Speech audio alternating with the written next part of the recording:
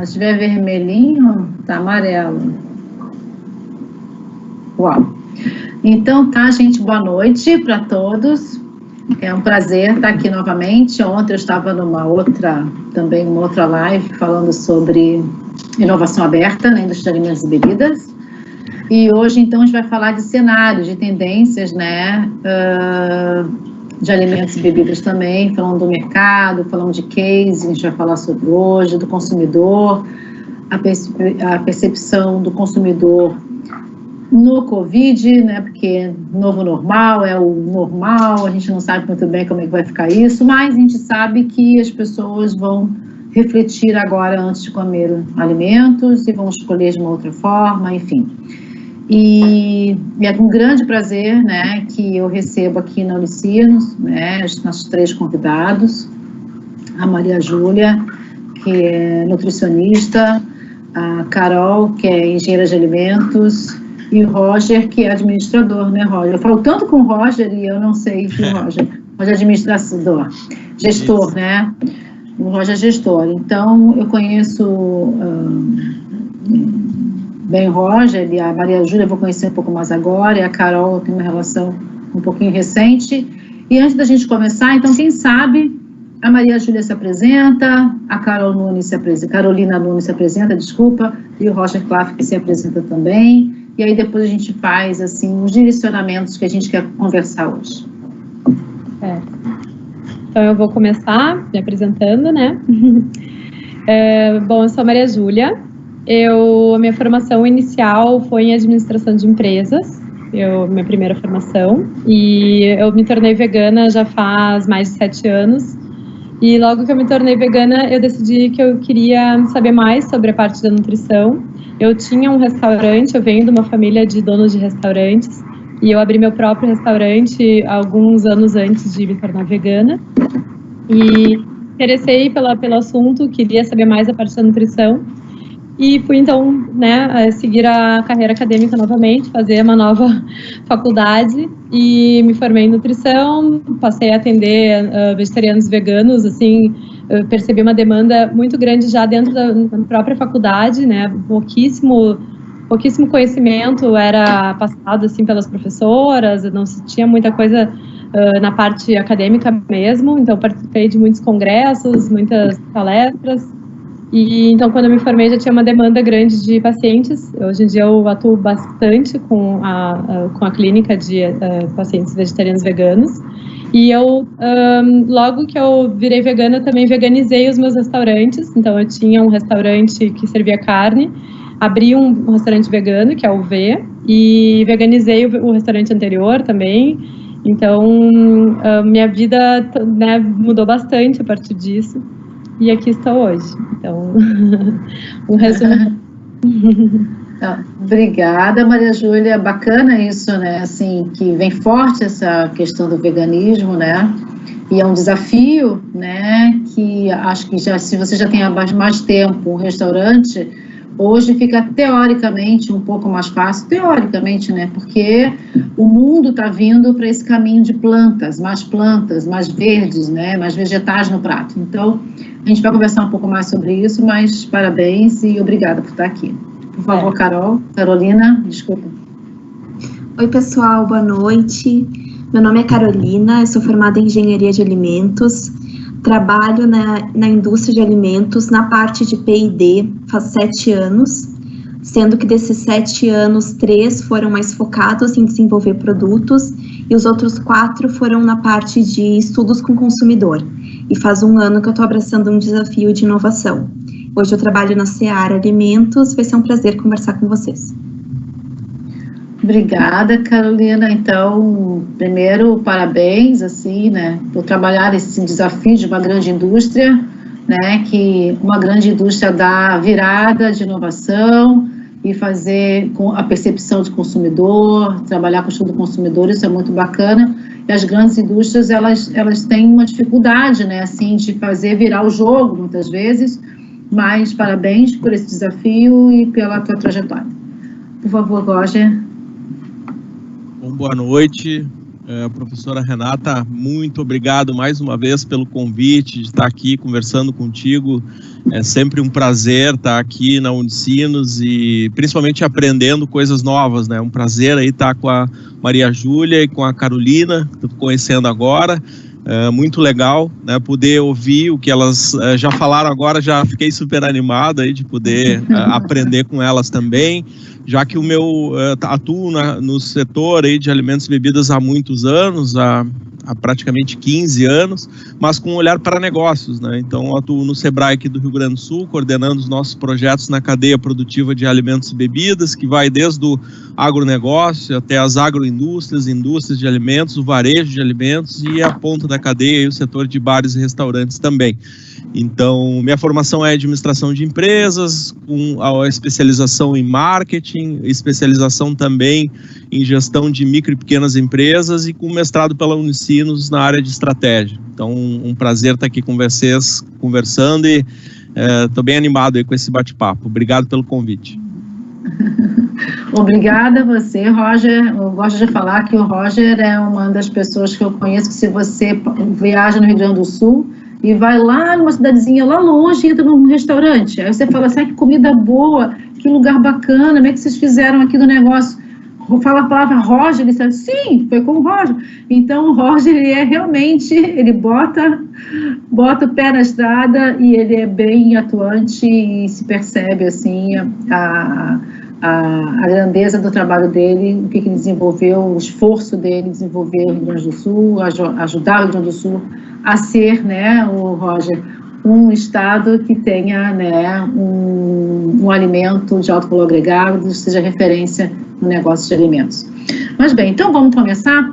Maria Júlia, então, eu gostaria de fazer uma pergunta para você a respeito do restaurante vegano, da sua percepção de vegano, e como é que você vê isso num cenário próximo, quer dizer, você entende que, quando você entendeu isso, que o veganismo e veganos pode ser um negócio, né, e que no negócio no sentido que vai ter gente, vai ter consumidor para comprar o que você está vendendo, né, que é do restaurante, e o que você vê nas questões futuras, quer dizer, isso vai ser uma febre, as pessoas vão mudar para flexitarianos ou vai ser vegano? Fala um pouco para a gente sobre isso.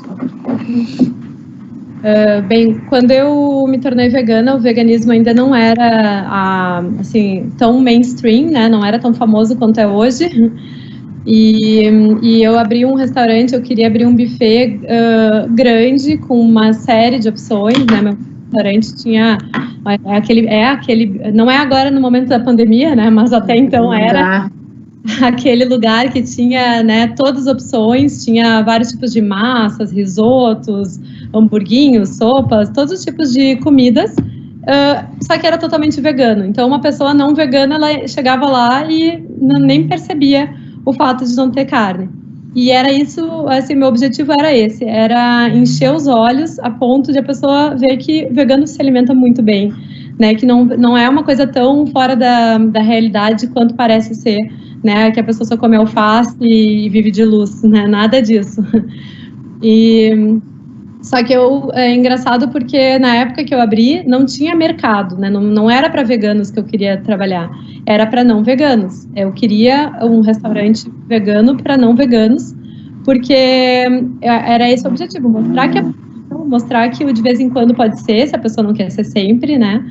E eu vejo isso, sim, eu acho que o que vai fazer o mercado virar vão ser essas pessoas, as flexitarianas, né, as vegetarianas, as que estão achando legal, mas ainda não estão dispostas a embarcarem 100%, né.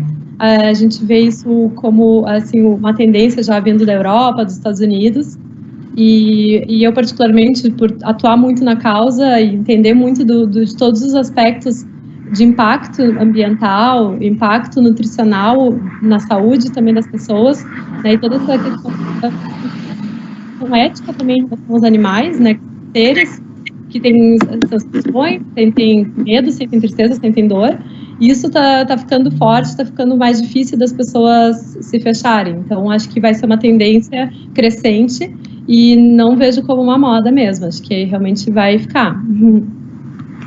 Sim, ontem eu vi uma live da Gabriela Ferreira aí com a Cristina Leonardi, que é da Tacta, e a Gabriela, que é ali do Tecnopuc, e foi comentado algo bem interessante em relação ao veganismo, né? Assim, a pessoa comer praticamente somente vegetais, em função da mudança do comportamento do indivíduo com o animal, né? Então, por exemplo, o que foi comentado, que eu achei muito interessante, que antigamente a gente chamava a cachorra de Laika, na minha época era Laika, era Dondon, era Dindim, na minha casa minha cachorra se chama Tufi, é uma coisa que é um negócio, né, uma coisinha carinhosa.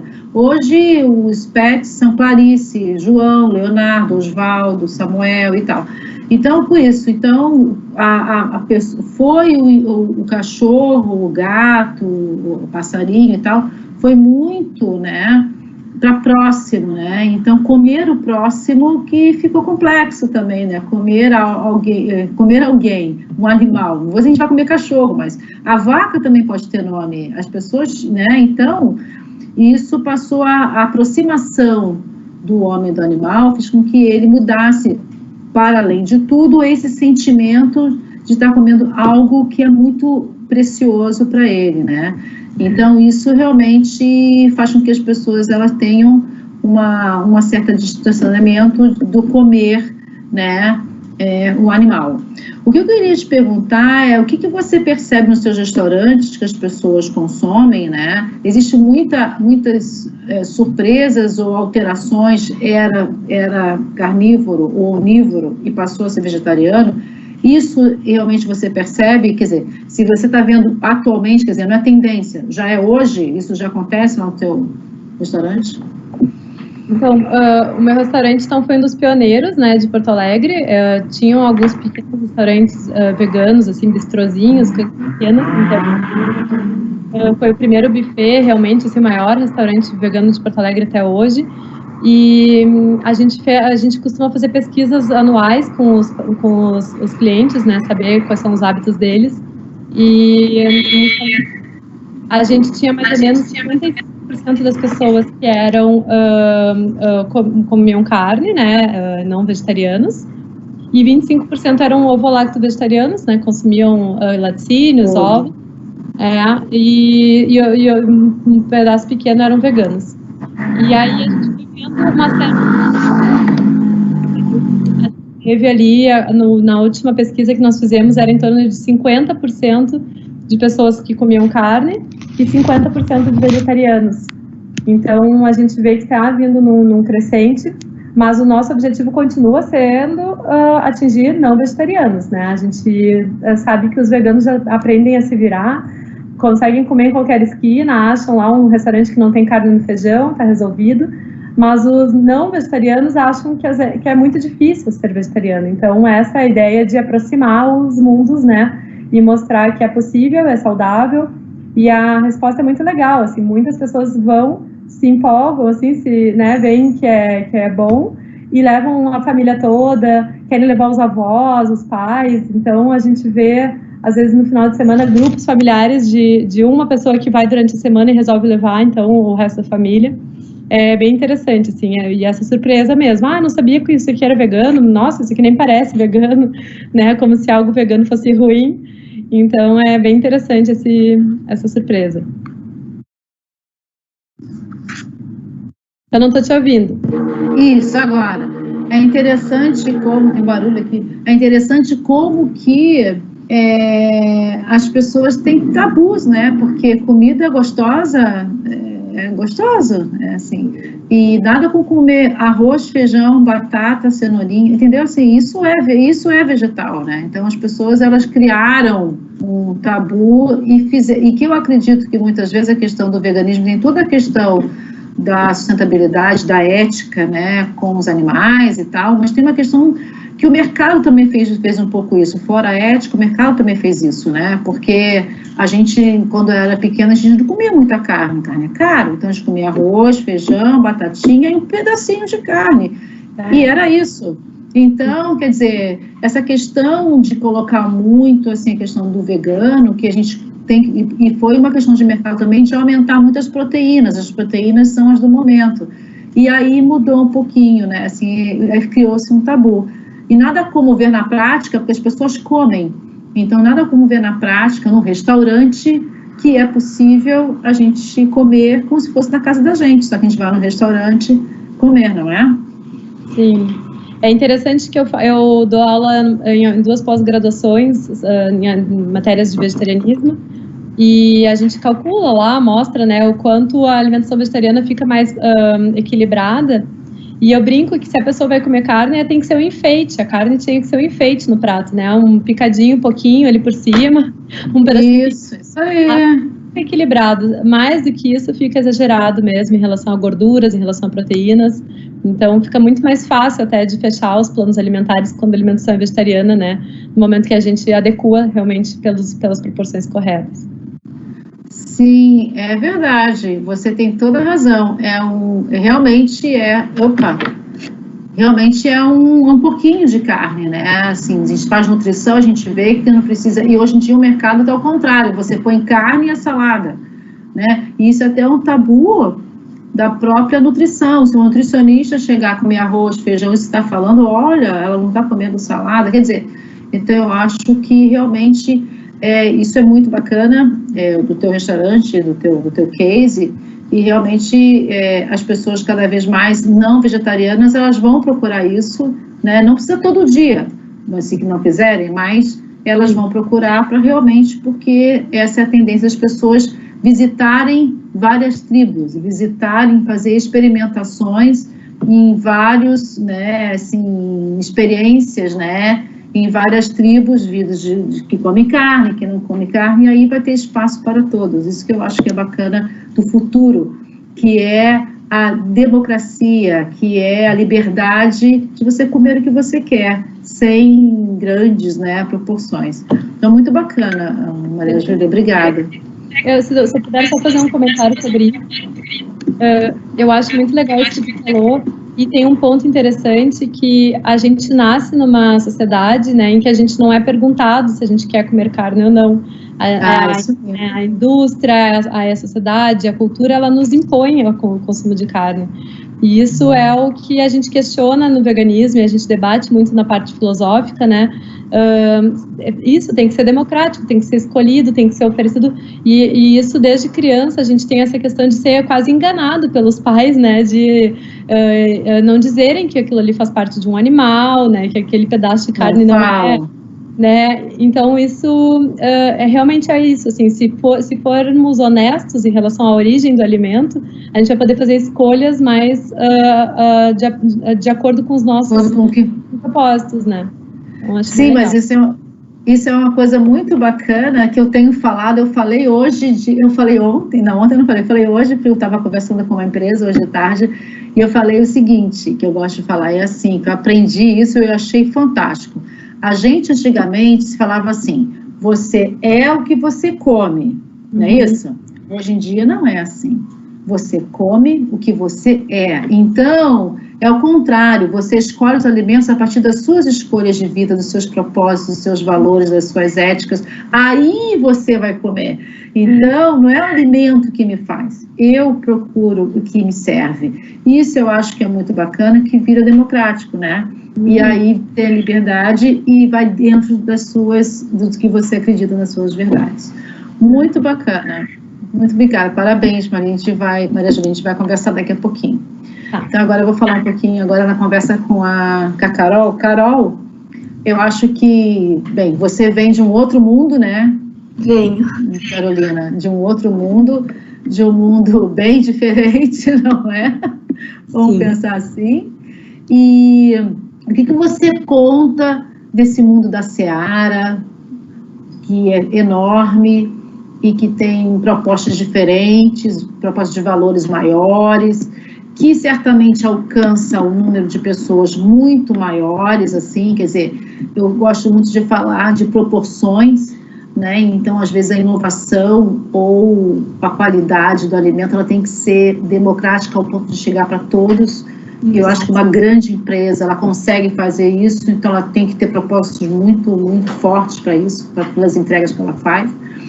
Então, eu queria que você contasse um pouco da sua trajetória nessa grande empresa e como é que esse status quo começou a mudar em relação à saudabilidade, desse cenário novo, né, que o mercado de alimentos está apontando, e falar um pouco do case agora, que muito pouco tempo foi lançado pela Seara, essa linha natural e saudável. Conta um pouco para a gente. Claro. Eu estou na Seara, então, faz 7 anos. Eu comecei na parte de desenvolvimento de produto, e uma das coisas que eu achei mais fascinantes quando eu comecei a trabalhar lá foi como que a Seara ajuda a alimentar o mundo, né? Nós exportamos muitos alimentos.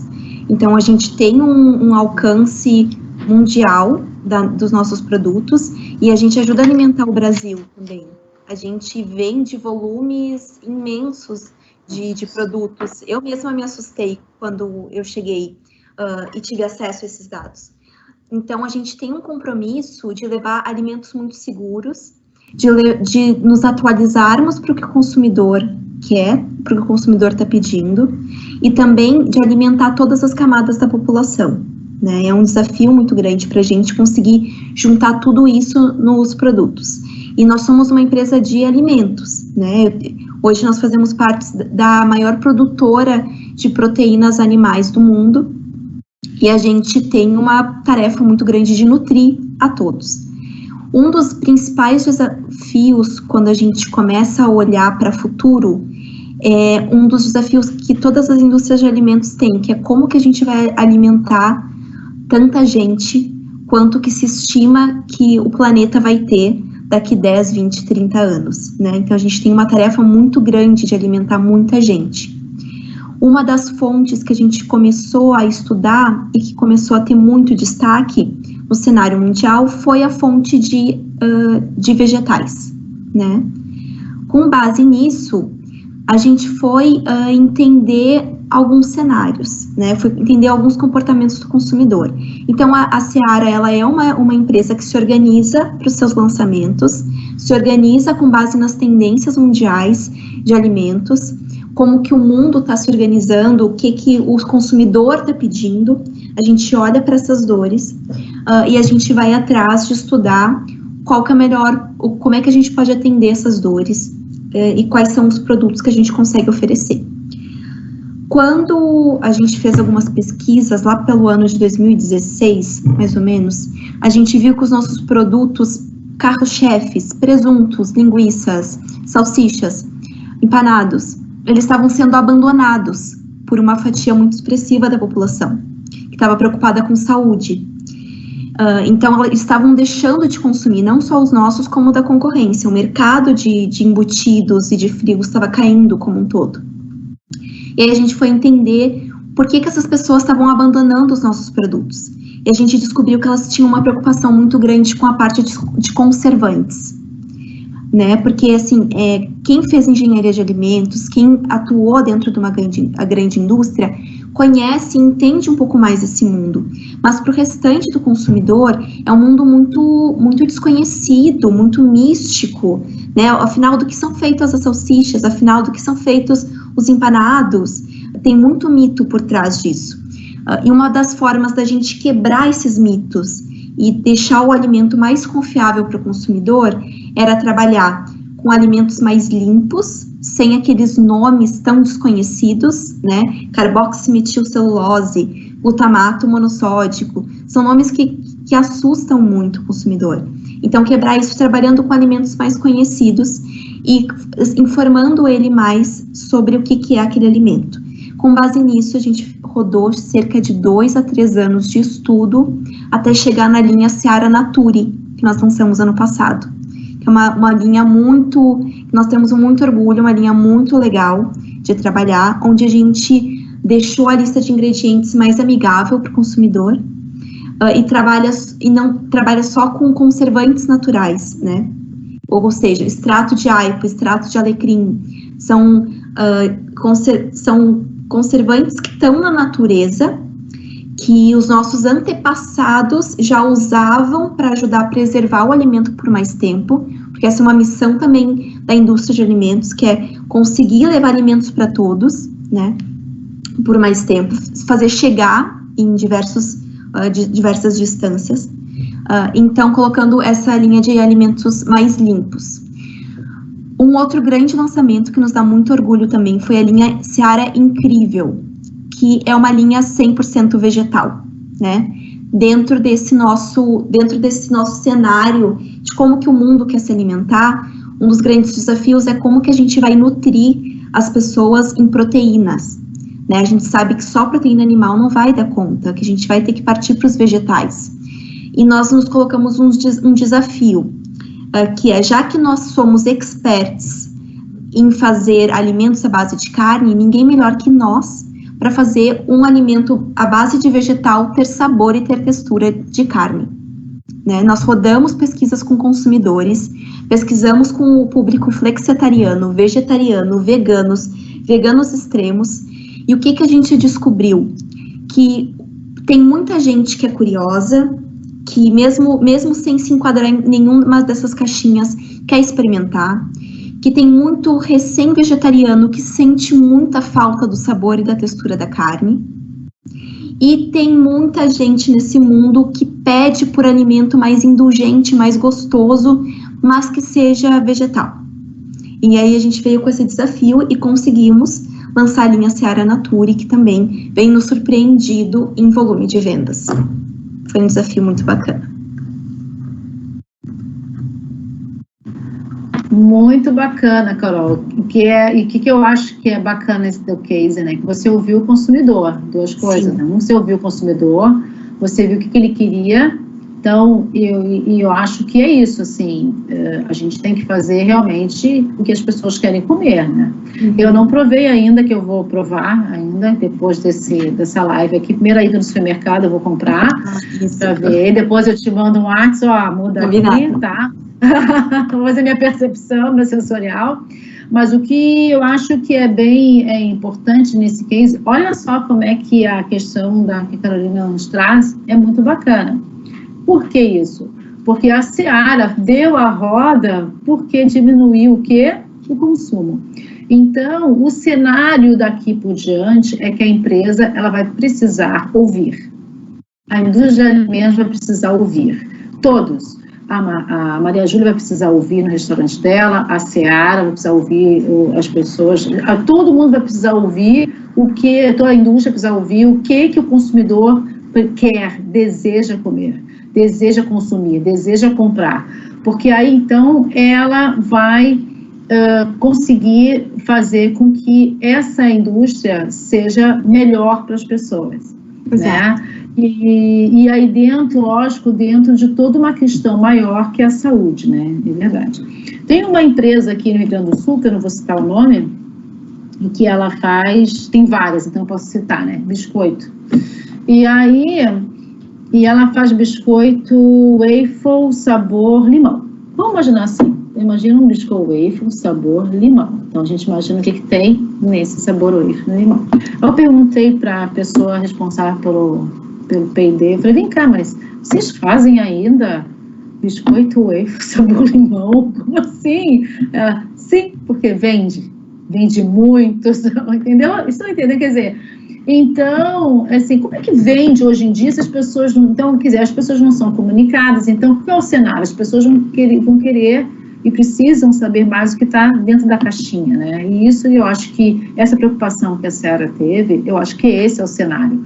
Principalmente pós-Covid. Por quê? Porque as pessoas vão querer, pós-Covid ou durante a Covid e tudo, as pessoas vão querer realmente saber o que elas estão comendo para a saúde delas, né? Assim, será, o que vai acontecer no meu corpo? Será que vou ter imunidade boa? Será que esse biscoito waffle sabor limão vai fazer bem para a minha saúde? Não vai fazer bem para a minha saúde? Então, a transparência cada vez mais vai ser importante para quem empacota e bota no mercado, quer dizer, e entregar aquilo que está falando, né? Então, realmente, um rótulo mais limpo, né?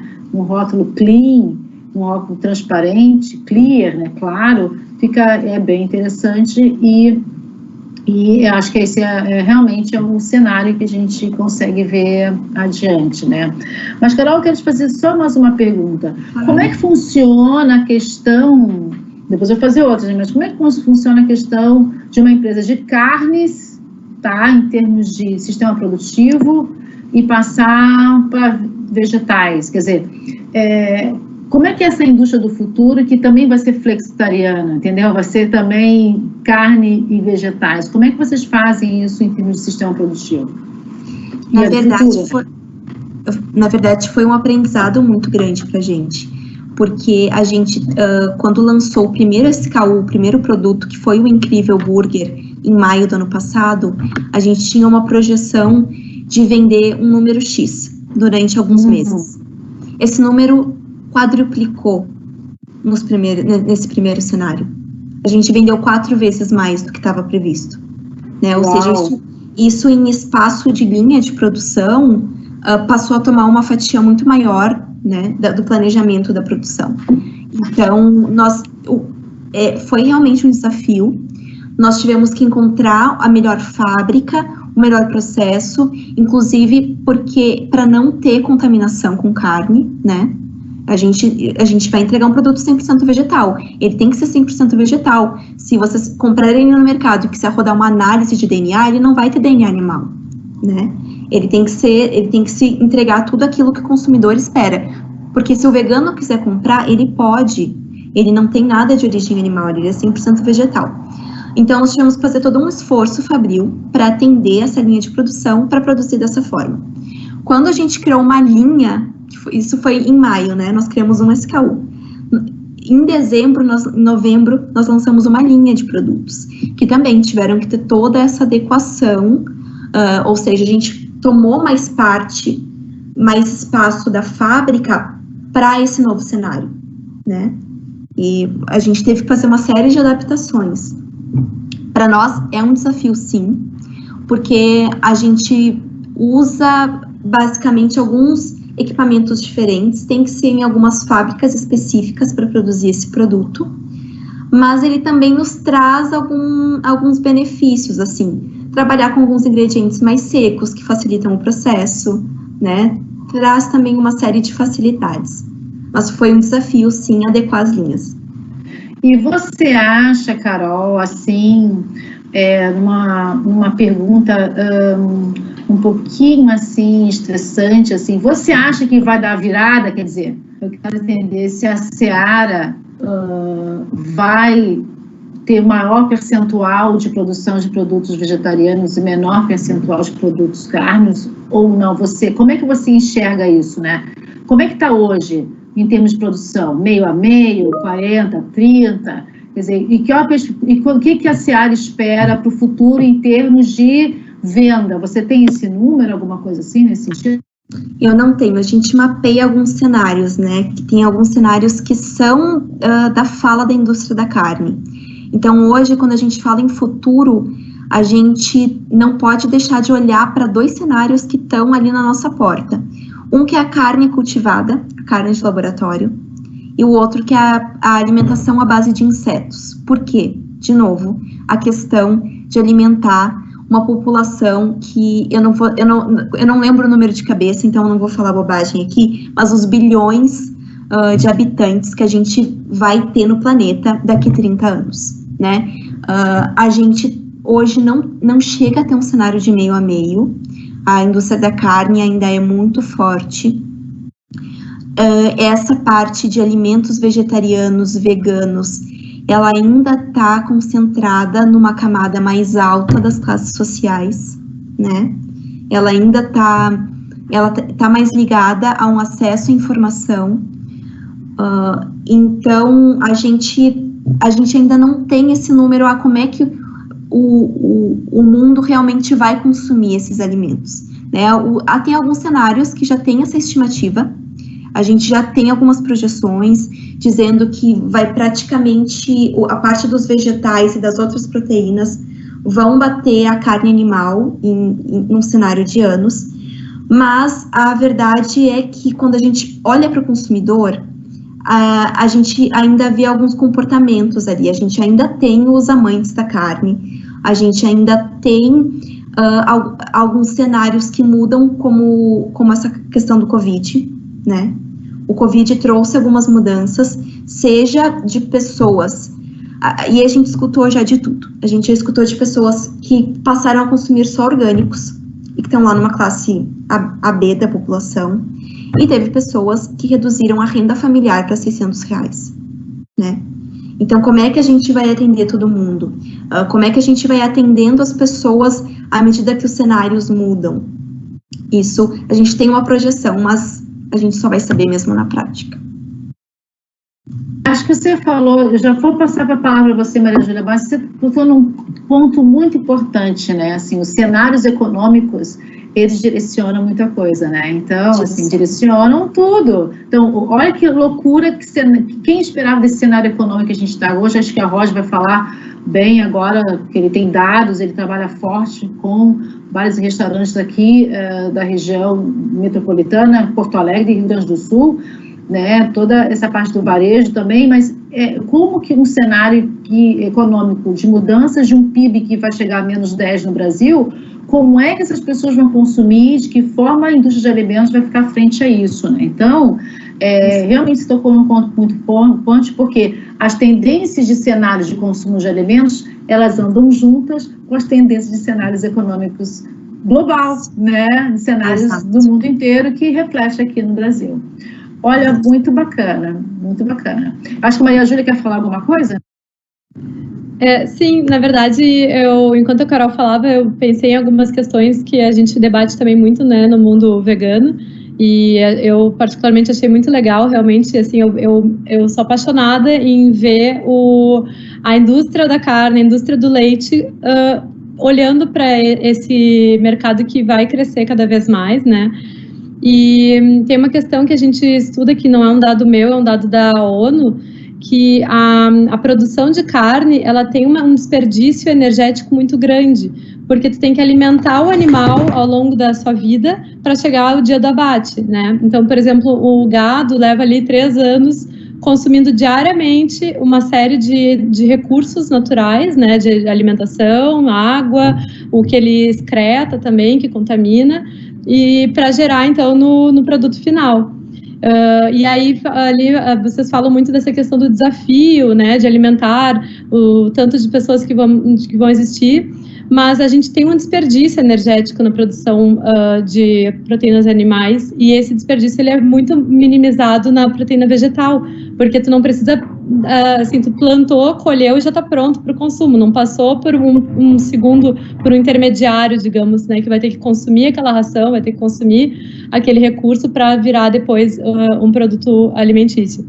Em geral, pelo que a gente tem de informações, né, a cada 10 quilos de alimentos vegetais, daria 1 quilo de alimentos animais. Daí isso varia, às vezes, de 2 quilos para 1 a 10 quilos para 1.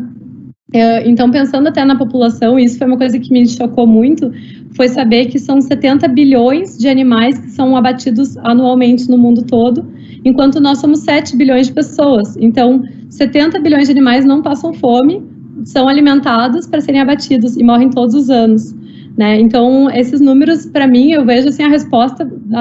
Eu imagino que a Seara tem essa resposta, só que realmente tem essa questão do mercado ainda que está começando a ir aí, mas assim, para mim a resposta é muito clara. A gente, se a preocupação é alimentar a população, realmente é proteínas vegetais que estão, né, no caminho. E um detalhe também em relação à renda, né? A gente sabe também que a alimentação vegetariana real, que tem que ser, que é a comida de verdade, ali o arroz, o feijão, né, a batata, é muito mais barata que a carne, né? Então, mesmo a pessoa, por exemplo, de R$600, que recebe R$600, ela vai se beneficiar, então, numa alimentação vegetariana, em relação a uma pessoa que resolva comer carne, porque a carne é o que mais pesa na compra do mês. Então, são alguns pontos que eu queria trazer, né, para apimentar um pouco o debate. Eu sei que pode ser um pouco duro, mas é que a minha vida é essa, né, questionar um pouco a indústria da carne, que está mandando um pouco na nossa vida há muito tempo, e convidar também a vir para o nosso lado. Na verdade, é um cutuco para trazer para o nosso lado, né? Quanto mais a gente conseguir ofertar, e eu fiquei muito feliz em saber que a demanda foi tão surpreendente, né? Então, quanto mais a gente ofertar, mais daqui a pouco as pessoas vão comprar, né? Que nem foi eu, assim, eu abri meu restaurante com 0 demanda, não tinha ninguém batendo na minha porta dizendo, por favor, abre um restaurante vegano. E é isso, no momento que eu ofertei, a demanda surgiu, né? Então é só um comentário, assim, desculpa estar apimentando, mas acho que é um debate bem legal, estou gostando.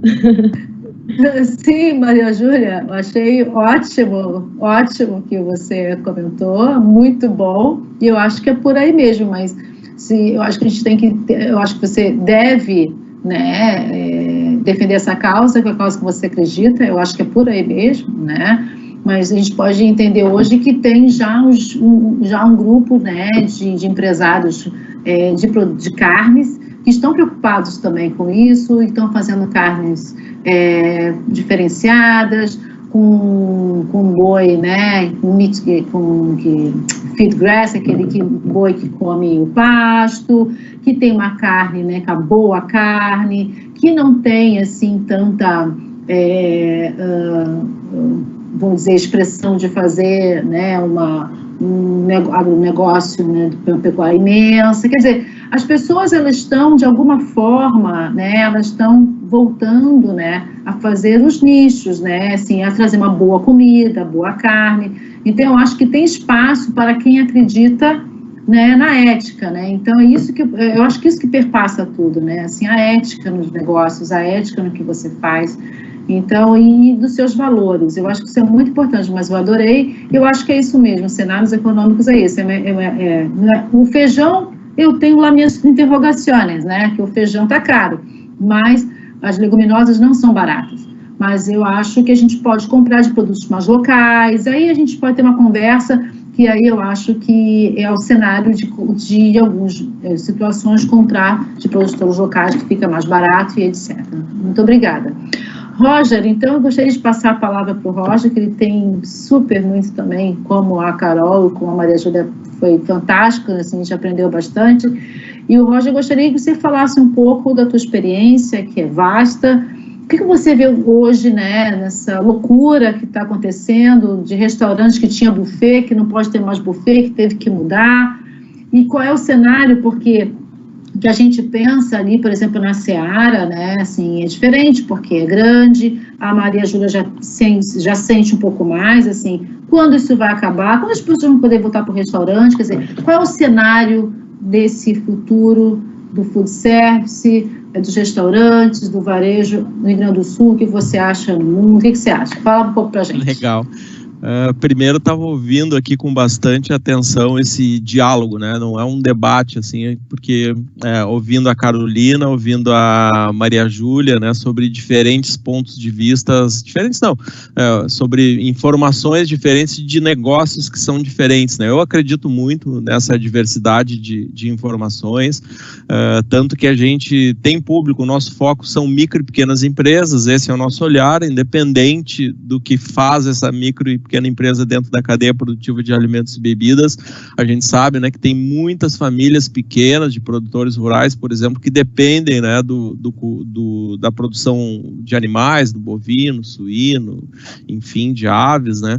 A gente também fez um trabalho, né, que eu conduzi há um tempo atrás com mercado de orgânicos aqui do Rio Grande do Sul, né, pequenas indústrias de alimentos orgânicos, e a gente já tem esse hábito, né, de promover esse diálogo. Então a gente fez na Fiergs, né, que é o centro da indústria, eu acho que é uns 4, 5 anos atrás, a gente trouxe chefes de cozinha de pequenos restaurantes e executivos de grandes empresas, né? A gente trouxe pessoal do cultivo convencional junto com o pessoal dos orgânicos, né? A gente trouxe o pessoal que faz um trabalho, a Ellen lá, que faz um trabalho na Embrapa, lá da região sul da campanha, que desenvolve produtos fantásticos, voltados ao aproveitamento, né, da carne ovina, suína, enfim, fazem produtos de alto valor agregado, muito bacana, junto com outros profissionais que olham para esse mercado vegano. Então a gente tem promovido esse diálogo, ele é super proveitoso, né? A gente fez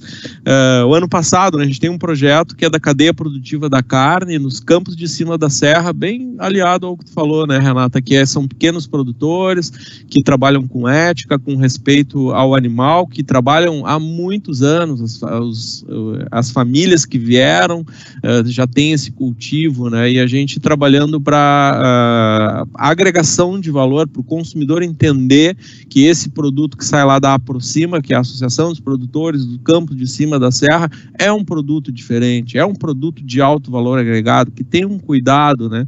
E ao mesmo tempo a gente também olha para os pequenos restaurantes que, como a Maria Júlia, né, tem um posicionamento. A gente vê esses movimentos, né, a Seara, uma super empresa, uma grande empresa, se adaptando a esse movimento do mercado, e vê um movimento inverso, né, de quem já nasceu, tem no seu DNA, como a Maria Júlia, um posicionamento que para a pequena empresa às vezes é isso, né, ela tem que já trazer isso no DNA, na linguagem, já nasceu com esse propósito, né, de ser vegano, né, e aí ao mesmo tempo a gente vê esse mercado crescendo, vê o consumidor começando a conhecer algumas coisas, vê às vezes até uma confusão no mercado, né? O orgânicos aconteceu isso há algum tempo atrás, né? Era um mercado extremamente de nicho, pequenas empresas dominavam, daqui a pouco a gente vê grandes indústrias com produção em escala, né? Coisas que a gente achava que era impossível, não, é impossível orgânicos ter escala. Hoje tem Grupo Pão de Açúcar com áreas produzindo orgânicos, tem grandes empresas, né, e a nossa preocupação é muito com o pequeno produtor que tem no seu DNA essa produção dos orgânicos e que não vai conseguir competir por preço, né, com essas grandes empresas. Então esse é um diálogo importante, né, o que a Carolina trouxe também, né, a gente fala muito sobre isso, né, hoje a gente tem 7,8 bilhões de pessoas no mundo, em 2050 nós vamos ter lá 10 bilhões de pessoas, em 30 anos são mais 25 bilhões, né, de pessoas, 25 bilhões de pessoas, 25%, desculpa, mais de pessoas no mundo, e fica essa pergunta, né, como é que nós vamos alimentar essas pessoas? E no início também a Maria Júlia fez uma pergunta, né, que é super importante, é a mais importante de todas, como é que essas pessoas vão querer se alimentar, né? Ou seja, eu vou ser obrigada a comer, ser vegano, ou eu posso optar por comer carne, que hoje é o contrário, né, eu sou obrigada a comer carne, ou eu posso ter essa escolha. Então esse movimento, essa reflexão sobre isso tudo é muito, muito bacana e muito legal. E aí a gente começa também, a gente tem vários projetos, programas no Sebrae. Nos últimos 7 anos a gente desenvolveu projetos de imersão no mercado internacional para levar pequenas empresas, pequenas indústrias, vários restaurantes nas principais feiras do mundo. Cial, Anuga, lá das indústrias de alimentos, e a NRA, que é a maior feira de bares e restaurantes em Chicago, né? Eu tenho acompanhado esses grupos, onde a gente visita, vê tudo que acontece, participa lá das palestras, retorna e ajuda essas empresas a implementar melhorias a partir dessas tendências. E a gente escuta e vê isso, né, do veganismo, dos produtos da indústria, né, há muito tempo, né, e aí eu lembro há uns 4 anos atrás, eu acho, a primeira vez que eu provei, a gente estava lá no pavilhão da NRA aqui em Chicago, tinha um stand da Tyson Foods, que é a maior multinacional americana de processamento de carne, né, bovina, frango, enfim, e tinha os hambúrgueres lá para degustação, a gente provava hambúrgueres, e do lado tinha um stand bem pequenininho da Impossible Foods, né, que é a empresa que eu acho que foi uma das primeiras pequenas empresas a fazer os hambúrgueres veganos, mas que são realmente diferentes. A gente, vamos provar, né, nunca tinha ouvido falar, e a gente provou, não pode ser, né? Isso aqui é tão de sacanagem. O hambúrguer da Impossible Foods era melhor que o hambúrguer da Tyson Foods, né? E aí virou uma sensação, a gente não conseguia nem chegar perto na feira, e nos últimos anos a gente viu esse movimento, né, crescendo até chegar no Brasil, e a Seara, enfim, uma grande indústria tendo seus produtos nos últimos anos, né? E o ano passado, Anuga, né, que a gente teve em outubro, claro que a gente vai ver uma modificação muito grande no mercado, talvez essa aceleração que a gente estava vendo, né, em direção a uma alimentação mais natural, mais saudável, vegana, vegetariana, seja acelerada, né, por questões aí que já foram colocadas, mas mesmo antes disso a gente já tinha projeções assim para o mercado de proteínas alternativas, ele vem crescendo de 25% ao ano, né, e deve chegar até 2030 em torno de 85 bilhões de dólares esse mercado. Era a projeção pré-pandemia, isso deve ser acelerado, né? Alguns produtos, né, como legumes proteicos, aí, grão de bico, lentilha, feijão, que é um mercado que em 2017 movimentou quase 50 bilhões de dólares, a projeção 2025 também é 80 bilhões de dólares, deve crescer muito mais, né? O que a Carolina falou, né, do mercado de insetos, até a gente fez aí com a professora Sara da Unicinos no final do ano passado uma degustação de uma massa, né, com a farinha de insetos que a gente trouxe lá da feira, e que a gente viu bastante. A gente estava olhando isso, assim, nos últimos anos, eu achava até meio engraçado aquilo, né? Mas no último ano mesmo, ano passado, em Anuga, a gente viu muita coisa interessante, muita coisa boa, e esse mercado, assim, tinha, né, uma projeção de chegar até 2023, logo em seguida aqui, os próximos anos, a mais de $1 bilhão, e eu acredito que também seja acelerado devido a ser produtos aí com baixo custo de produção, ligado à sustentabilidade, também alto teor aí de proteína, né? E aí a gente tem uma série de exemplos, né, junto a isso, que reforçam, né, o que a gente está vendo, está colocando, e a gente procura trazer essas informações aí para as micro e pequenas empresas, sejam elas bares e restaurantes ou as indústrias, né, que desenvolvam seus produtos atentos a essas tendências, essas mudanças no mercado, e principalmente, né, ouvindo o consumidor, entendendo os hábitos também. A gente sabe, né, que essa questão do inseto aí, para o nosso consumo aqui, talvez seja algo muito diferente, mas existem bilhões de pessoas no mundo que se alimentam de insetos, então não é uma novidade, né? E acredito, assim, o que a gente viu na feira era muito voltado, assim, a barras tipo barra de cereal e farinha, né, para pessoas realmente, aquela alimentação, a gente falou bastante sobre isso, né, o ano passado, né, as pessoas que buscam alimentação, buscam proteína, principalmente para pessoas que vão praticar um exercício e que o paladar, o gosto, enfim, não importa, né, tanto, né, então tem um mercado bem forte aí que deve seguir nessa linha, né, então a gente tem que ficar atento a tudo isso, e é muito legal ver esse movimento acontecendo, e a gente, né, olhando assim para trás nos últimos anos, quando a gente foi para essas feiras, e os movimentos que aconteceram agora e o que deve vir pela frente, né, se as coisas se conectando, né, e a gente recebeu um empurrão muito forte agora, né, nessa pandemia que acelerou muitos processos e muitas mudanças que estão acontecendo no mundo todo, né, algumas muito ruins, mas algumas positivas aí. Uma delas é essa da alimentação, né? As pessoas estão preocupadas hoje em estarem com suas defesas do seu organismo em dia, e a alimentação faz parte disso, e as pessoas estão muito atentas a isso, mas também, né, querem dar aquela fugidinha, como a Carolina falou, né, que é a questão da indulgência, né? Bom, eu vou lá, quero alguma coisa diferente, né, ou vai consumir. A gente está vendo aí muito nas pequenas vinícolas. Hoje de manhã estava com um projeto que a gente tem também da Serra, com pequenas vinícolas aí da campanha da Serra, umas muito bem, outras que dependiam muito do turismo, muito ruim, também sofrendo impacto, né?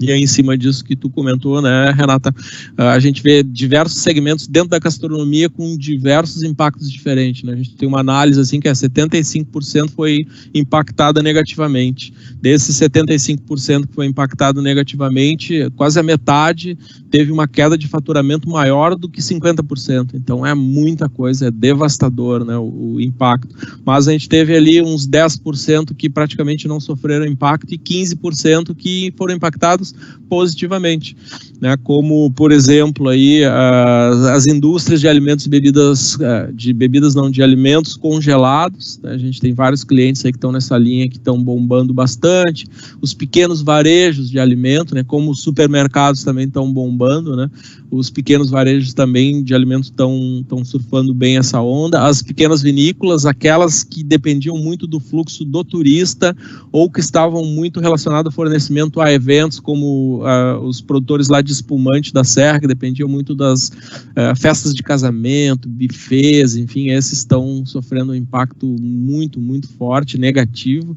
Mas aquelas vinícolas que tinham fornecimento, canal de venda aí para os mini mercados, supermercados, lojas especializadas, e aqueles que já estavam, né, com seu e-commerce organizado, esses estão muito bem, realmente, né? Então, a gente vê diferentes níveis de impacto dependendo do posicionamento nas empresas, né? Show de bola, né? Assim, acho que o Roger conseguiu dar para a gente um cenário bem grande, assim, bem focado no que está acontecendo aqui no Rio Grande do Sul, principalmente. Isso é um reflexo do que vem do Brasil, né? Assim, no mundo, né? Então, as empresas que conseguiram dar uma virada mais rápido, ou conseguiram se reinventar de uma forma mais rápida, elas vão realmente conseguir ter um lugarzinho ao sol nesse ambiente mais caótico que está hoje, até chegar né? A gente agora está quebrando onda, né? E aí vai chegar no momento que esse caos vai passar e as empresas que conseguirem, né, se reinventar de uma forma vão passar, né, vão atravessar a onda, mergulhar, né, furar a onda, como eu dizia no Rio, a gente furava a onda de uma forma mais fácil e chegar até lá. Roger, então, eu só queria fazer uma pergunta, desse olhar todo que você vê, você acha o seguinte, o que você entende dos dados que você vê, pela sua experiência, o consumidor, né, ele vai mudar, quer dizer, você entende que, por exemplo, os bares e restaurantes estão fechados, né, você percebe de alguma forma que o consumidor vai continuar pedindo e-commerce, ele vai continuar querendo comer em casa, ou, pelo que você percebe, assim que tiver a possibilidade, ele vai para o restaurante? O que as pessoas te passam e que você entende desse cenário de como o consumidor vai se confrontar ao novo normal? Complexa a pergunta. A gente tem, com os grupos aí de empresas que a gente acompanha mais de perto dos nossos projetos, tem falado assim, cara, é Band News, né? 20 minutos, tudo pode mudar, e o planejamento é muito de curto prazo, é realmente muito difícil fazer um planejamento aí de mais médio e longo prazo. Mas a gente tem acompanhado muitas pesquisas, né? A gente acredita que muitas coisas não vão mudar, né? Eu até escrevi um artigo início de abril falando sobre isso, em cima de dados e pesquisas foram feitas do comportamento do consumidor, que olhava para esse consumidor para entender quais são os principais medos do consumidor, e o número 1 dele é de ser contaminado aí pela Covid. Então isso faz com que o retorno nas operações de bares e restaurantes seja lento, sim. Mesmo que quando a gente reabriu aqui teve algumas exceções do pessoal se aglomerando em alguns estabelecimentos, falando, né, do comportamento do consumidor em geral, da maioria é um retorno lento.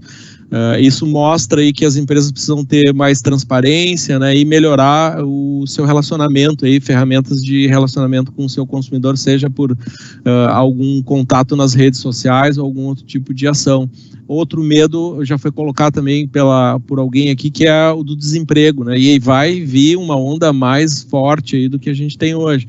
Vai impactar, e ele impacta na redução da frequência nos restaurantes e impacta no ticket médio. Então isso vai nos perseguir por muito mais tempo. O medo, ele vai com a confiança dos estabelecimentos. Eu acredito que a gente vai trabalhando com esse retorno, com os protocolos, com empresas aí que fazem um trabalho muito sério, isso vai sendo retomado. Mas a questão do desemprego vai impactar na renda e vai impactar na quantidade de vezes que ele vai para o restaurante, e ele vai olhar muito mais por preço. Depois ele deve olhar muito também para questões de higiene do estabelecimento, então seguir os protocolos, mostrar isso, né, todos os controles que a empresa se faz fundamental. E também eu acredito também uma outra pesquisa que foi apresentada aí pelo pessoal da Sharit, né, que fala muito sobre isso, não um novo normal, mas os vários novos normais que a gente vai ter, dependendo do perfil do consumidor. Eles mapearam ali 3 tipos de comportamentos macro, né, o consumidor que é mais ativo, que está mais antenado nessas questões de sustentabilidade, né, que já estava preocupado com isso, o cara que é o mais nativo digital, que já trabalhava em casa, que está mais antenado na forma de consumo, talvez seja menos impactado, mas aquele cara que é mais emotivo, que é o outro perfil, talvez ele já seja mais sensível, ele vai estar sendo mais impactado, ele está mais preocupado. Aquele cara que já era mais cuidadoso, ele vai redobrar, triplicar os seus cuidados, vai se tornar um obcecado, né, nesse cuidado. E aquele que é cético, né, que simplesmente não acredita em nada e não quer nem saber o que está acontecendo.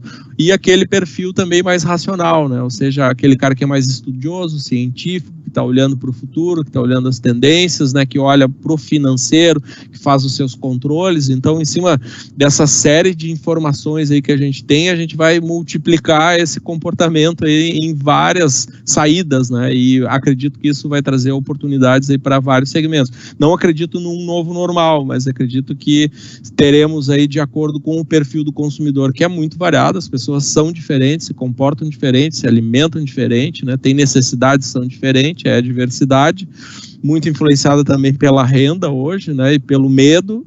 Vamos ter aí diversas saídas e oportunidades, mas o delivery, eu acredito que ele venha com muita força. A gente já vem falando sobre isso, né? Já estava preparando as empresas há 3, 4 anos. O ano passado a gente fez um programa de ganhos rápidos focado em delivery a 15 restaurantes em Porto Alegre. Passamos uma semana em São Paulo estudando esse assunto, preparando as empresas. Hoje, boa parte dessas empresas estão inaugurando na semana que vem aí um galpão em conjunto. São 6 empresas que estão organizando uma Cloud Kitchen, né? Com toda a parte de tecnologia, delivery, embalagem, cardápio, focado, logística, para se estruturar. Muitos deles tinham lojas em shopping, estão fechados, né, não conseguem nem entrar para produzir, para fazer delivery, então já está na prática. Esse projeto está em obra hoje, passei conversando com eles ali, já está praticamente pronto, semana que vem inaugura aí. São 6 restaurantes que se uniram de forma independente. A gente já tem outras iniciativas assim, como o Delivery Center, né, que já funciona, mas é uma iniciativa de uma empresa que loca os espaços, mas tem essa ação colaborativa aí de 6 empreendedores de pequenas empresas que já estão também aderindo a esse formato, acreditando que essa cultura aí do delivery vai se manter. Muito bacana, eu acho que é isso aí mesmo, da mesma forma que o delivery de restaurantes, de maneira geral, né, que hoje, por exemplo, hoje aqui em casa, eu falei, hoje eu não vou fazer almoço. E no instantinho chegou uma refeição aqui, rapidinho, gostosa, todo mundo comeu, numa boa e tal. Né? Eu não faria isso, né? Vamos fazer a comida e tal. Então, quer dizer, isso eu acho que vai acontecer. E outra coisa que eu acho, e de supermercado também, né? Os supermercados também, eles estão trazendo, né, as compras em casa, muitos deles, né? E as grandes indústrias também, né, Renata? Isso. Tem movimentos aí da Lacta, Nestlé, acho, vendendo direto, não sei até se a Carolina tem essa informação aí da Seara, se tem um e-commerce, vão vender direto, acho que essa relação aí vem mudando, vai mudar muito. A gente estreou a loja Seara agora na pandemia, que não é uma loja exatamente da nossa gestão, mas que a gente diz que quem entra lá escolhe o seu produto e tem acesso ao varejista mais perto que pode lhe atender. Então, também. Tá. Quer dizer, que vocês colocaram varejistas dentro da loja maior. Muito bom, é isso aí. Isso, eu acho que isso realmente vai ser diferenciado. E uma coisa que eu acho que vai ficar. E outra coisa que eu acho bem bacana, assim, que o Roger comentou, da questão do cenário econômico, do valor do negócio, são 2 coisas que eu quero falar que o Roger falou que eu achei bem bacana. Um é, realmente, as pessoas, elas vão acabar dando mais valor ao que elas compram, né? Então, como o dinheiro vai ser um dinheiro difícil, né, a gente, né, vai ter escassez, né, de dinheiro circulando. Então, que a gente vai no restaurante comprar alguma coisa, a gente vai dar valor para aquele dinheiro. E aí, então, vai ter um valor na qualidade que a gente está comendo, né? Então, isso é uma coisa que é muito importante. E a outra coisa que o Rocha, que eu acho que ele comentou, ou tirou a câmera, voltou, que o Roger comentou, foi a questão da colaboração. Eu acho que isso, somos mais 2 é melhor do que 1, 2 somos mais fortes, 3 somos mais ainda. Então, a colaboração vai ser muito importante. Então, as empresas elas vão se unir, as pequenas empresas, até as grandes empresas, para poder fazer um bem maior para eles e para a comunidade, né, para a sociedade. Então, eu acho que realmente que essas atitudes, essas ações colaborativas, elas vão vir e vão vir para ficar, né, que já deveria ter acontecido antes, que é uma tendência desde 2015, 2014, que é o compartilhado, né, fazer compartilhado, fazer junto, e a pandemia veio muito acrescentar, veio, né, acelerar esse tipo de colaboração. Bem, gente, são 19h34, o papo foi maravilhoso, né? A gente acaba às 8 horas, e para isso eu gostaria, então, de agradecer a Roger, a Carolina e a Maria Júlia pela maravilhosa explanação. Para mim foi um grande aprendizado aqui, falar com vocês, e eu gostaria que vocês dessem, assim, umas considerações finais, 10 minutinhos, quem sabe 8, falar um pouco do que acredita, falar as palavras finais. A gente aqui nesse fórum, né, nessa live, a gente tem alunos de graduação, alunos de pós-graduação e alunos do ensino médio, quer dizer, falar um pouco desses alunos, né, assim, qual é o cenário dos alimentos e como é tão importante estudar esses negócios, esse mundo, esse segmento, né? Então, gostaria de algumas palavras de vocês, para a gente poder depois, quem sabe, alguém fazer alguma pergunta. Por favor, Maria Júlia, se você falar um pouco. Bom, eu acho até que eu fiz as minhas considerações ali, né, depois da Carol, mas realmente, assim, eu não sabia nada do que existia sobre todo esse mundo novo, né, do veganismo até 7 anos atrás. Para mim foi quase ter descoberto um elefante no meio da sala. Foi essa a expressão que eu usei quando eu descobri tudo que existia em relação aos animais. Eu, infelizmente, né, vou ter que discordar dessa questão de carne verde, grass-fed e tal. O animal, ele sofre de qualquer forma no final, na morte dele, então tem uma questão ética que é impossível de desconsiderar nesse aspecto, na minha opinião, que é do animal querer viver, né, e tem toda uma questão de ciência, que já foi provado pela ciência através de uma declaração de Cambridge, que os animais, eles realmente sentem dor, sentem medo, sentem frio, sentem fome. A gente sabe pelos nossos cachorros, pelos nossos gatos, e porcos, vacas, eles não são diferentes, galinhas não são diferentes. Não. A única questão é que teve uma separação, né, que nós no veganismo chamamos de especismo, na qual nós escolhemos algumas espécies que são as que merecem viver e as que merecem morrer. Mas é uma questão cultural que nós inventamos, né? Nós, seres humanos, decidimos, então, quem que é o animal de companhia, o animal para virar alimento. Então, eu particularmente, né, tenho essa visão que eu criei depois de ter descoberto tudo isso, e fiquei muito indignada, inclusive, de nunca terem me falado em nenhum momento da minha vida tudo isso que existia. Então, acho que meu trabalho virou isso, assim, realmente militar por uma coisa, por um assunto que não é falado em lugar nenhum, né, porque não há interesse da indústria, não há interesse da mídia, não há interesse cultural, e aos pouquinhos isso está realmente ganhando a massa, e é assim, no momento que as pessoas descobrem o que existe por trás, realmente é difícil de voltar atrás, né? Se tu vê um animal chorando no momento do abate, andando de ré, vendo o amiguinho dele na frente sendo morto, tu vê essa imagem, tu não consegue, tu pisa e tu ela na tua cabeça. Então, é isso que me move, né? E é isso que eu estou fazendo aqui hoje, inclusive, né? Fazendo meu papel. E tá fazendo bem. Obrigada. Na parte da saúde também, daí isso que também me levou a estudar, né? A gente vê o quanto a saúde é impactada positivamente no momento que nós reduzimos o consumo de gorduras saturadas, que estão muito presentes nos alimentos de animal, né? E nós aumentamos o consumo de fibras, que está muito presente nos alimentos ricos de origem vegetal. Na verdade, animais não têm nada de fibras na sua... Não tem nada de fibras. Então, a gente vê a reversão de diabetes, que é uma coisa inédita até então na história da medicina. A gente tem visto estudos que estão trazendo essa reversão de placas ateroscleróticas, questões, né, de doenças cardiovasculares, tendo um resultado, assim, uma resolução muito interessante com essa alimentação à base de plantas.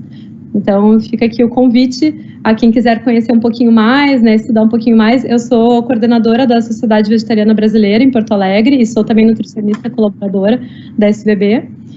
Então, de repente, quem quiser conhecer um pouco mais, entrar no site da Sociedade Vegetariana, no Instagram, a gente troca muitas informações por lá.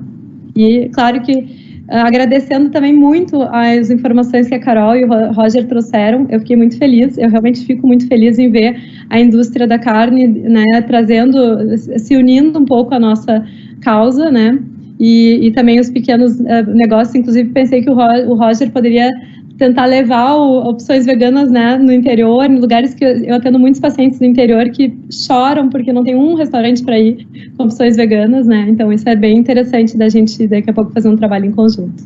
Bem bacana. Olha, já está aí um projeto aí que a gente pode levar para o Sebrae, né, bem bacana. Por favor, Carolina.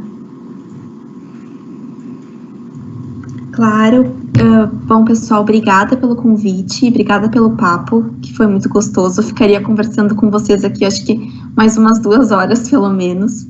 Os pontos que a Maria Júlia levantou agora e anteriormente são muito interessantes e são super válidos, né?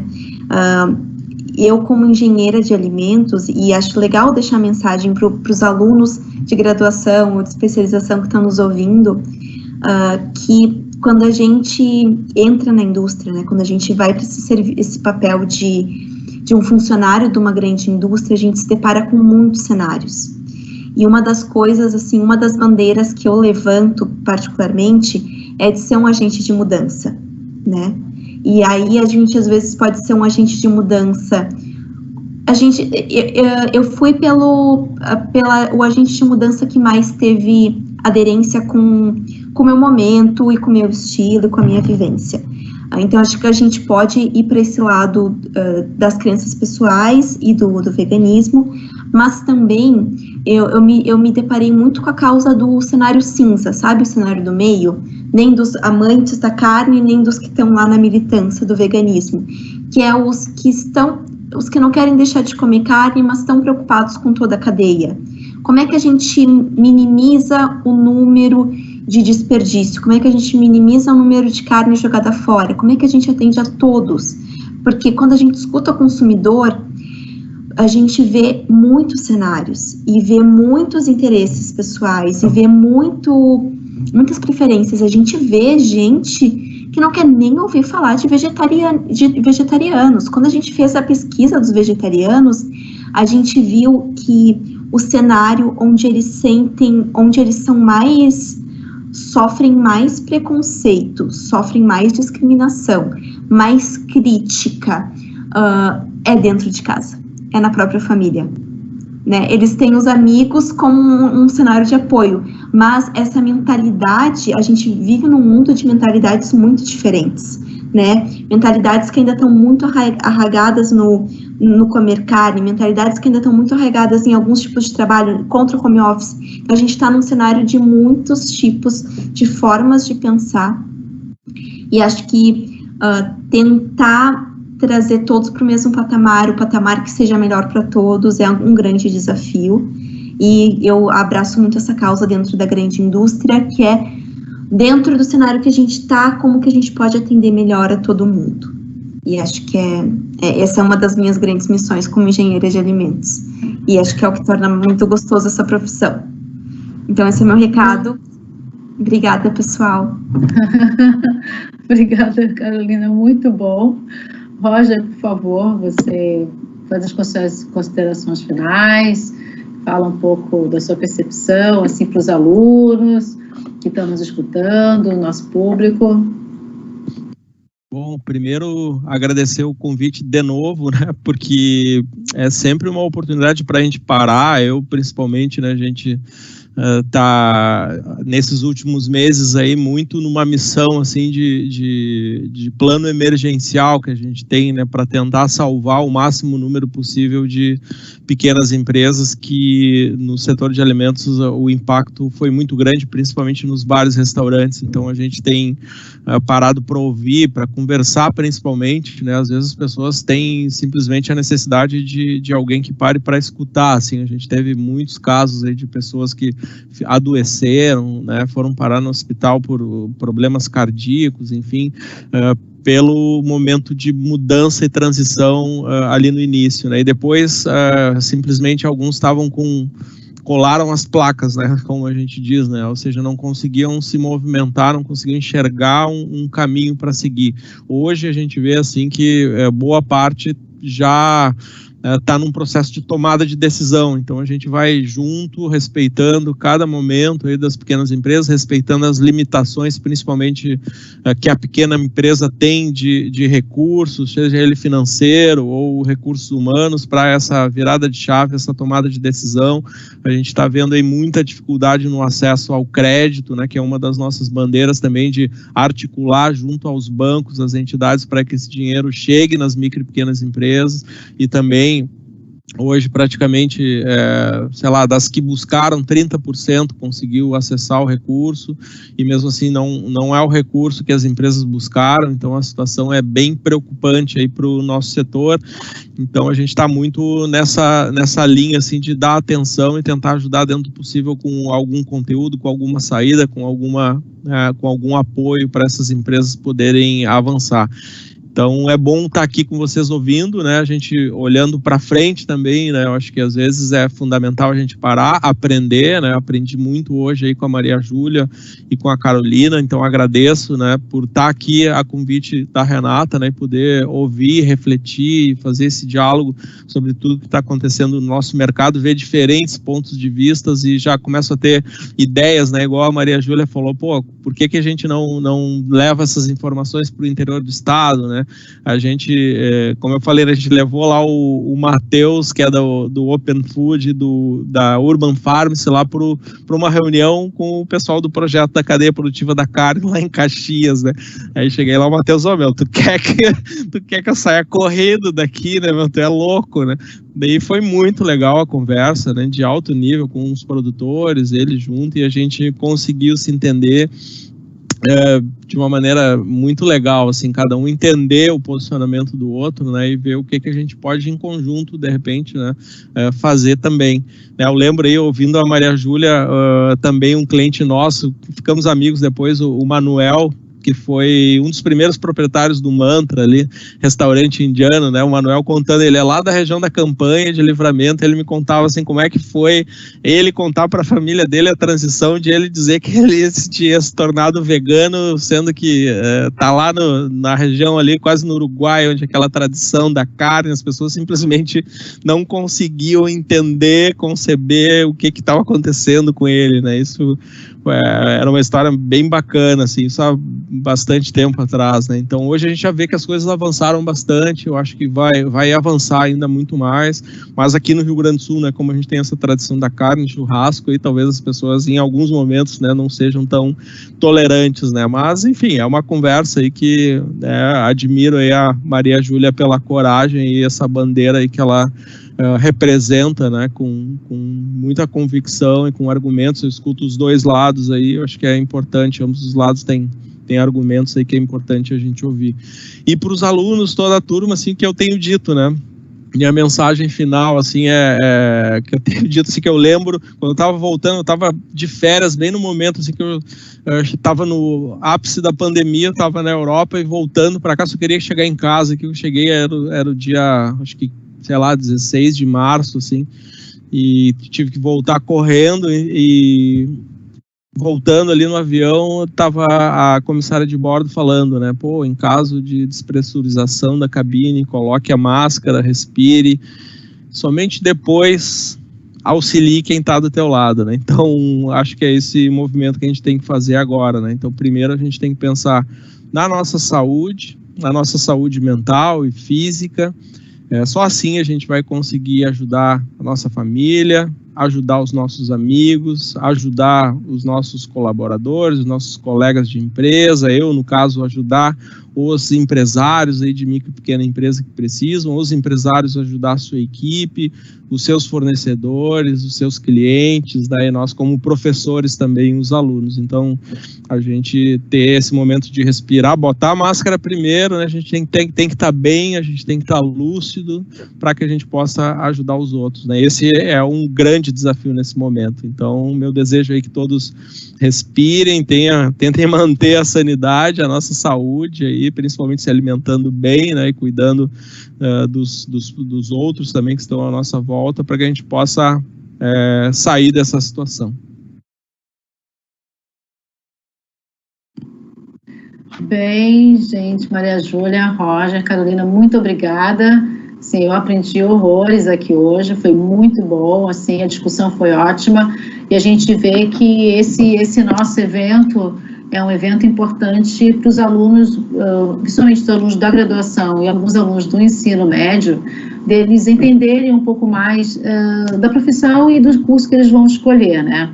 Hoje, por exemplo, a minha filha estuda na Unicino, minha filha faz gestão de processos industriais, e ela hoje me mostrou o crachá dela, assim, mãe, olha o Conecta que eu decidi que curso que eu ia fazer. Ela decidiu, não ia fazer engenharia de produção, fez curso de gestão de processos industriais. Então é bacana esse nosso olhar aqui, porque tem um administrador, tem um gestor como o Roger, que tem uma noção muito macro né, assim, de tudo do que acontece em termos do mercado de alimentos e bebidas do Rio Grande do Sul e do mundo, que ele viaja com as empresas daqui do Rio Grande do Sul para a Alemanha, para a França, para Chicago, então ele tem uma noção muito boa do mundo e que está aqui do Rio Grande do Sul, que é o nosso local, né?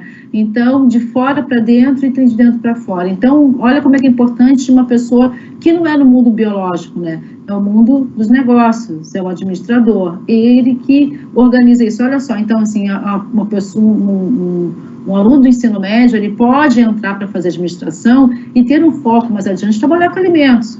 Olha que interessante. Então, a gente tem a engenheira de alimentos, a Carolina, que é ela que faz toda a parte de sistema produtivo, ela que entende da execução, ela que mantém, né, a engenheira de alimentos que mantém a gestão da qualidade, que é a qualidade do produto acabado, que tem relação com o consumidor, que tem relação com bons fornecedores. Então, isso tudo é a engenharia que faz. Então, olha que bacana como é que foi importante a inserção de engenheiro de alimentos na nossa conversa. E a Maria Júlia vem a nutrição, quer dizer, você vê como é que são os olhares diferentes, como fica rica, né? Porque ela veio com lógica, ela veio com toda o credo dela, né? Tudo que ela crê, tudo que ela acredita e que ela faz, mas ao mesmo tempo ela entendeu a importância que tem isso na nutrição das pessoas, na saúde das pessoas, em termos de nutrientes, em termos de vitaminas, como que essas pessoas vão se relacionar com o alimento que ela come, com a comida que é preparada na hora. Então, a nutrição, ela também entra também nesse cenário, por quê? Porque a Maria Júlia, ela só vai fazer no restaurante dela o que ela acredita, mas também que acredita e faz com que as pessoas acreditem na importância que tem um alimento na vida delas. Então, todos nós compactuamos, né, da mesma, vamos dizer, do mesmo credo. A gente quer que as pessoas comam melhor, que as pessoas tenham melhores vidas de todos os olhares, e juntos a gente consegue fazer com que isso aconteça. Então, realmente, a gente trabalhar com esse olhar mais diverso, um olhar que a gente inclusivo, é muito bacana, porque aqui eu poderia falar do chefe de cozinha, eu poderia falar do advogado, eu poderia falar do engenheiro civil, eu poderia falar do engenheiro químico, enfim, do tecnólogo de alimentos, eu poderia falar de outras né, áreas de formação, de profissão, que poderiam estar junto aqui e cada um falando da sua visão e fazendo promover melhor a saúde das pessoas através do consumo de alimentos. Então, eu queria realmente agradecer mais uma vez, muito obrigada. Eu queria ver com os nossos ali, Andressa e Fernando, se tem alguma pergunta. Eu acho que não tem alguma pergunta, ou se alguém quiser abrir para os nossos convidados.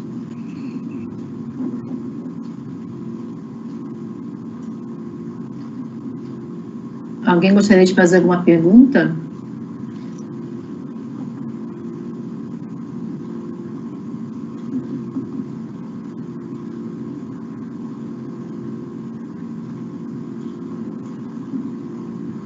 Então, eu acho que eu vou fazer uma pergunta. Já que ninguém fez uma pergunta, então eu vou fazer uma pergunta, 1 minuto, 2 minutos, para vocês poderem responder.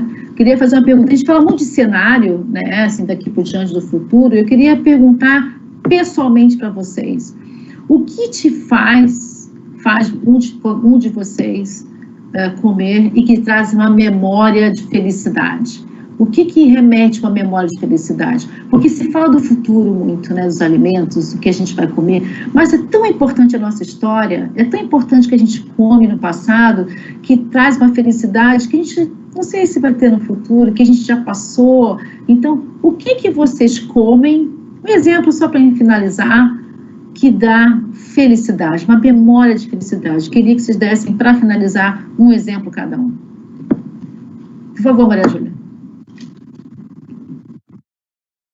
Bom, enquanto tu fazia a pergunta, eu fiquei pensando e vou ter que ser ativista de novo, me desculpem, mas eu juro que é mais forte do que eu, mas desde que eu virei vegana, todas as refeições são muito felizes, justamente por eu me sentir alinhada com o que eu sinto e o que eu faço.